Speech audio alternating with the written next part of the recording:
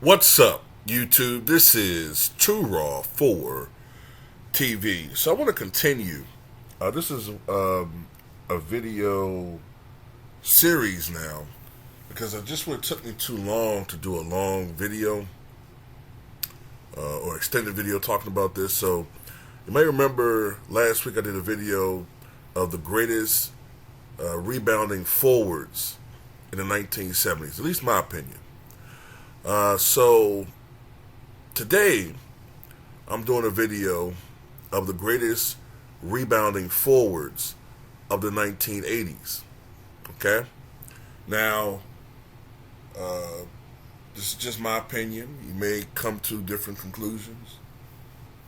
But in my opinion, the greatest rebounding non-centers of the 1980s were Charles Barkley, Karl Malone, Michael Cage, Buck Williams, Larry Bird, Charles Oakley, A.C. Green, Roy Tarpley, Mr. Mean Larry Smith, Dan Roundfield, and I threw in Ralph Sampson because he did have a couple of years where he was averaging double-digit rebounds before injuries began to take a toll on him. Pretty much between 83 and 86. But considering his size, 7'4", 228, 230, he wasn't the strongest rebounder. I mean, he did have one year averaging 11 rebounds, another year 10, other ones like 9.5. You know, I just threw him in there. But I've noticed as a general rule that the best rebounders in the history of the NBA are pretty much 7'2" and under. 7'2" seems to be the cutoff historically when you look at the great rebounders. You know, I believe Mutombo and Abdul-Jabbar are the tallest men ever to lead the league in rebounding, if I'm not mistaken. And both were about 7'2"-ish. But anyway, of these guys, these are the ones who I think were the best. Michael Cage, Charles Oakley, Roy Tarpley, Barkley, Malone, and Bird. Now, let's talk about Michael Cage for a second. Now, Michael Cage career numbers will not jump out at you. And he didn't get as many minutes in the 90s as he did in the 80s. In the 90s, I remember him playing primarily for like the Sonics, the Cavaliers. I do see he had a stint with Philly. I kind of forgot about that. The Nets. He retired during the strike year in 99, but he came back and played in 99, 2000 for 20 games. Then that was it for him. He played in 1,140 games, averaged 7.3 points and 7.6 rebounds per game. Now, that doesn't really jump out at you, but there was a period between 1986 and 1990 when Michael Cage was averaging 34 minutes a game. So he was getting meaningful, impactful minutes during that stage of his career with the Clippers and then the Sonics. During that time period, he averaged 12.5 points and 11 rebounds per game. As a matter of fact, during the 87-88 season, Michael Cage won his one and only rebounding title. He was in a battle with Charles Oakley of the Chicago Bulls.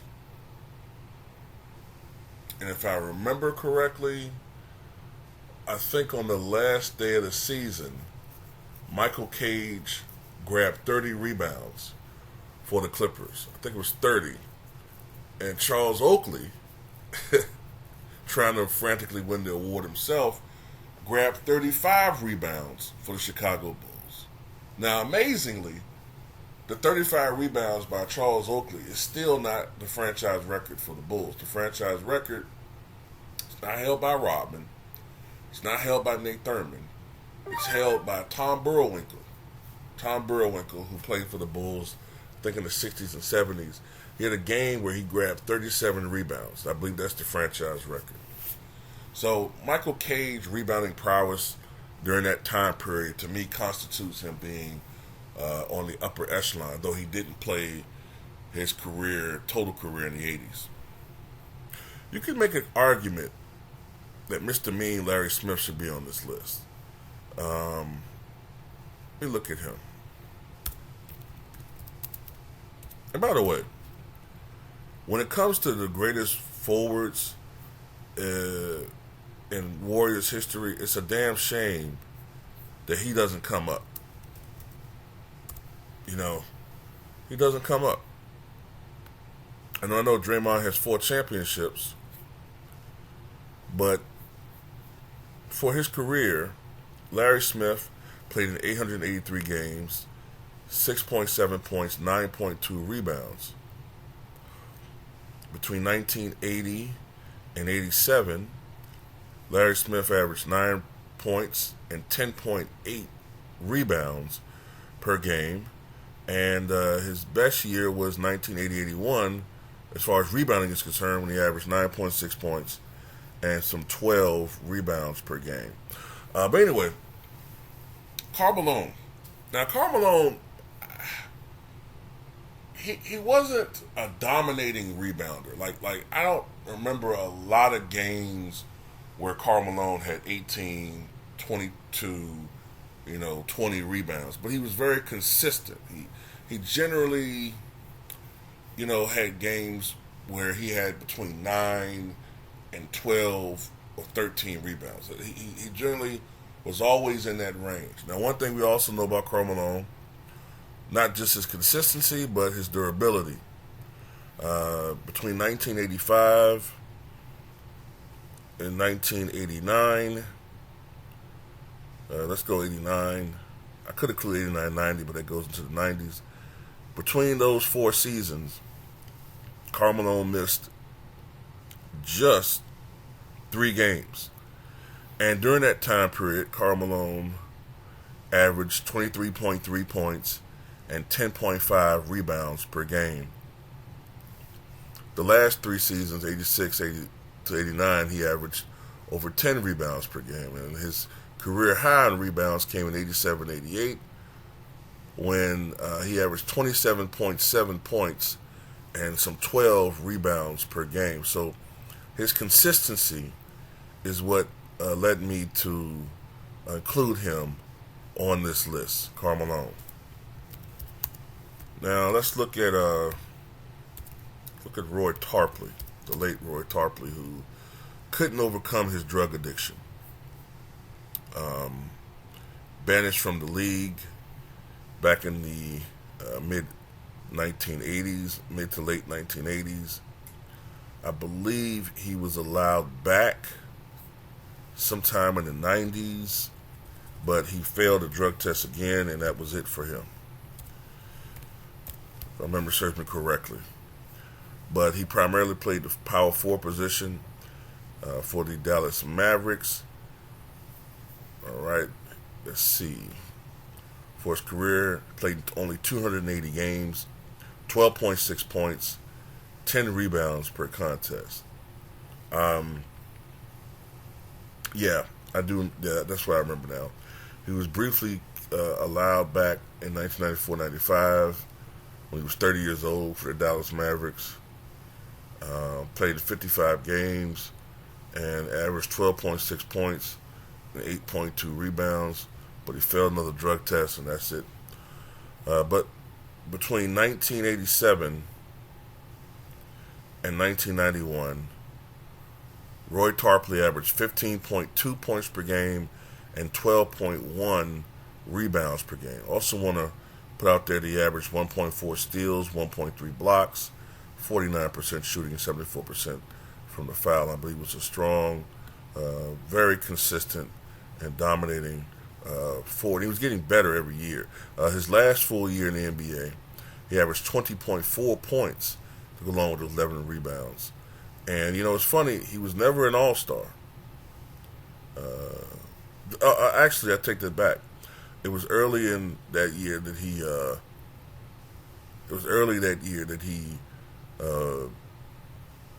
I think he got hurt in 90-91. I think he got hurt or something.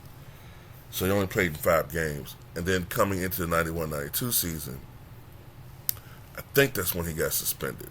But I'm a little bit fuzzy by memory on that one. But I thought I would include Roy Tarpley on this one. Larry Bird. Now, Larry Bird averaged 10 rebounds per game in his NBA career.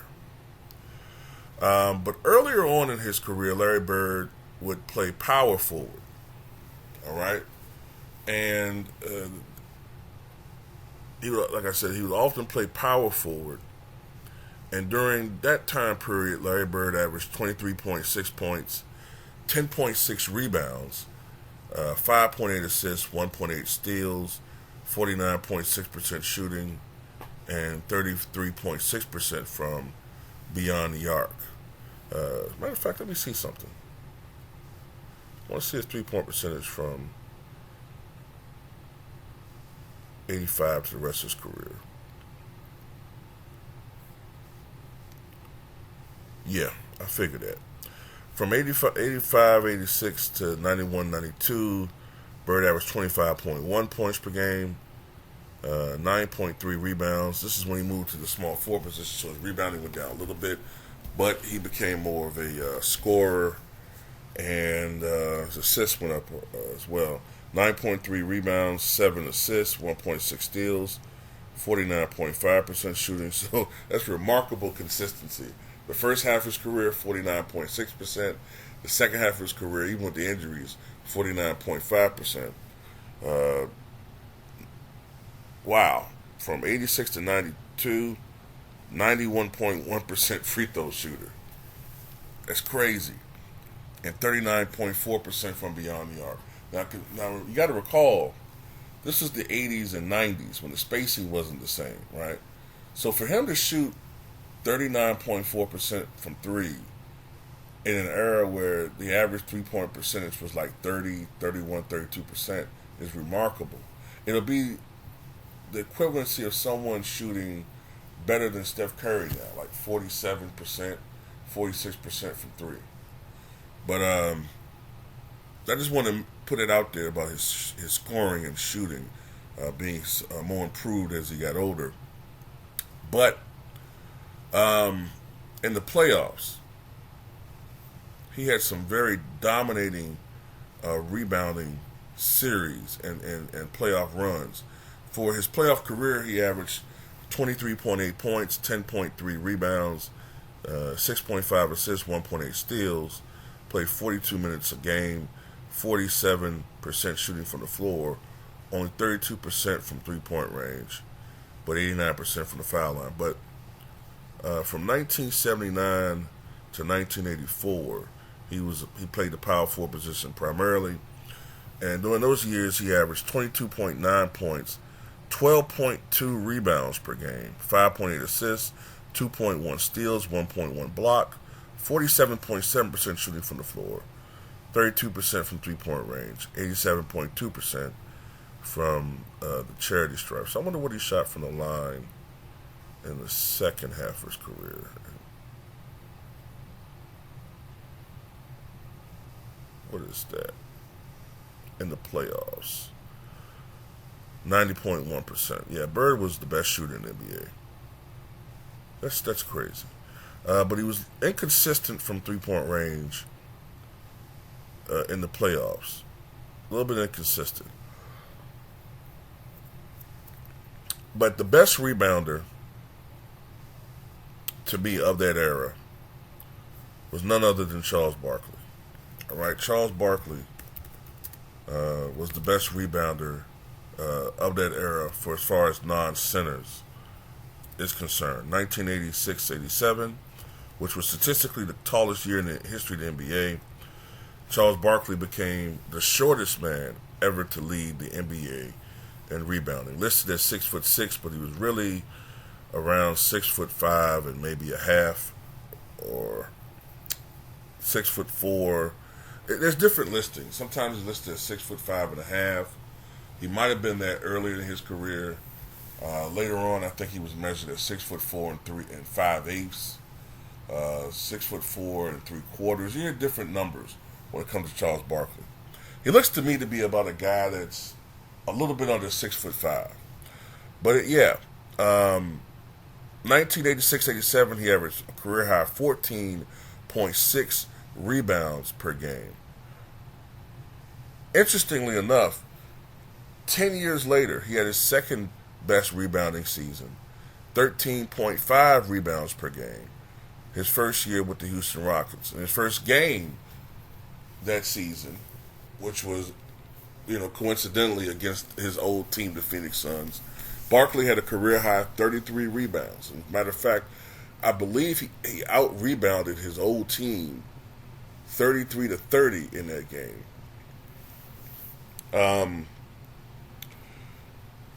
Barkley from 1985 to 89 was a blockbuster. 24.3 points, 12.9 rebounds, 4 assists, 1.7 steals, 1.3 blocks, 58.3% shooting from the floor. An abysmal three-point shooter, 23.5%. But he had an effective field goal percentage of 59.6%. Got to the foul line over 9 times a game, shot 74% from the charity stripe. But was always pretty much a strong rebounder. The only year that he never averaged double-digit rebounds was his rookie year. And that's when he only averaged 28.6 minutes per game. In the playoffs, Charles Barkley had some very dominant runs. I mean, even his last relatively healthy year, 98-99, I think that was a first-round series against the Lakers. Even that year, 35 years old, actually, I think he was 36 by then, 23.5 points, 13.8 rebounds during that series. During his regular season, Barkley averaged 11.7 rebounds. During the playoffs, he averaged 12.9 rebounds. He led the league in rebounding in the playoffs twice, 86 and 1990. And from 1984 to 1990, well, no, I'll go a little bit better than that. Let's go 1993. In the playoffs, Barkley averaged 23.5 points and 11. No, that's the wrong stat.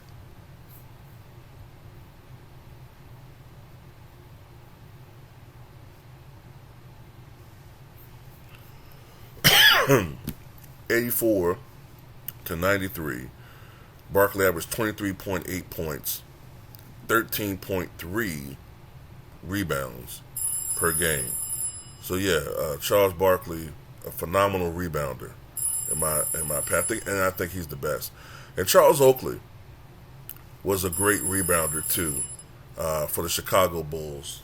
His better rebounding numbers came with the Chicago Bulls. I think during that 3-year stretch between 85 and 88, he averaged over 12 points and over 12 rebounds per contest.